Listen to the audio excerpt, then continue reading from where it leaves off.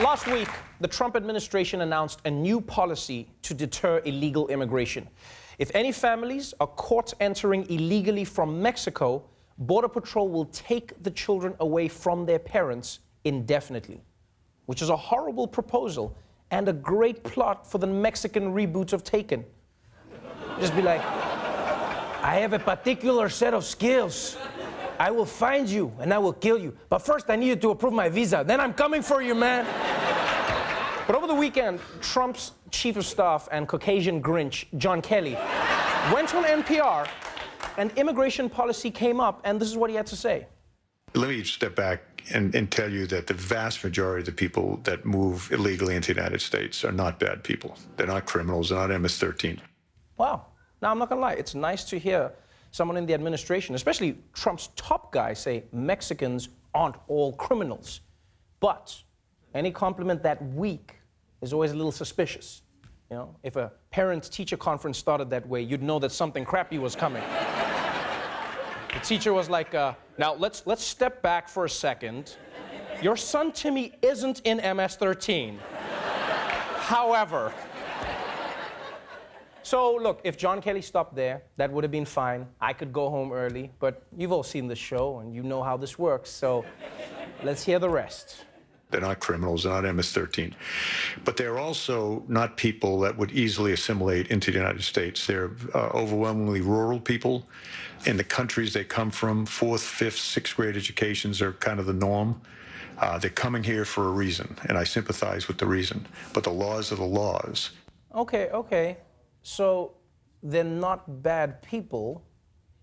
They're just not the right people, right? I mean, don't get me wrong, overwhelmingly rural is fine as a title for a Kenny Chesney album, but not as criteria for immigrants. And it's weird to me. Here's the thing. It's weird to me that Kelly starts out talking about the law, and then he's suddenly talking about the people. Because here's the thing. If the laws are the laws, it shouldn't matter whether the people breaking them are overwhelmingly rural or not. Right? Kelly's showing his hand here. It's basically like telling someone that they're not invited to your party because you know they wouldn't enjoy it. And then after that, immediately saying, it's really more for people who don't smell that way. You gave away your game. But look, anti-immigration rhetoric is nothing new. Right? If you know anything about the story of America, this is it. The story of America is immigrants coming to a new land, and then once they arrive, trying to stop more immigrants from coming to that same land, which is crazy.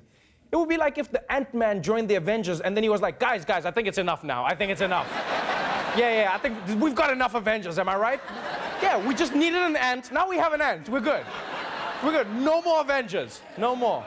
What about your wasp friend? Okay, my wasp can come in. But then that's it. No more Avengers. Yeah, I need something to ride. Come on now. America has always had these attitudes about immigrants. 100-odd years ago, the Irish showed up in America unexpectedly like a U2 album on your iPhone. And back then, America started freaking out. People put up signs that said, no Irish.